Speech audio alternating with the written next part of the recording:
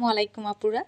আগের ভিডিওতে যখন আমি ওড়নার ২ মাথায় লেস লাগানোর এক কাজটা দেখিয়েছিলাম, তখন আপনারা বেশ কিছুজন আমাকে ইনবক্সে জিজ্ঞেস করছিলেন যে আপু ওভারলকটা কিভাবে করে বা ওভারলক করা যায় কিনা একটু দেখাবেন।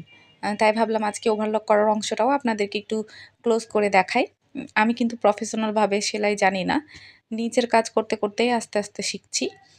ওড়নার কিনারা সুন্দর ফিনিশিং দেওয়ার জন্য ওভারলকটা খুবই দরকারি মনে হয় আমার কাছে। আর আমার এখন মনে হয় যে বেশিরভাগ আপুরাই ওভারলক ছাড়া ড্রেস পরতেও পছন্দ করেন না। আমি নিজেও করি না। হ্যাঁ? মানে এতে কাপড়ের সুতাগুলো খুলে যায় না। এজন্য একটু ফিনিশিংটা সুন্দর হয়, ভালো লাগে। আর কাজটাও দেখতে নিট অ্যান্ড ক্লিন লাগে।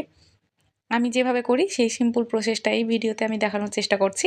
আপনারা যারা নতুন কাজ শিখছেন তাদের জন্য হয়তো এটা একটু হেল্পফুল হবে।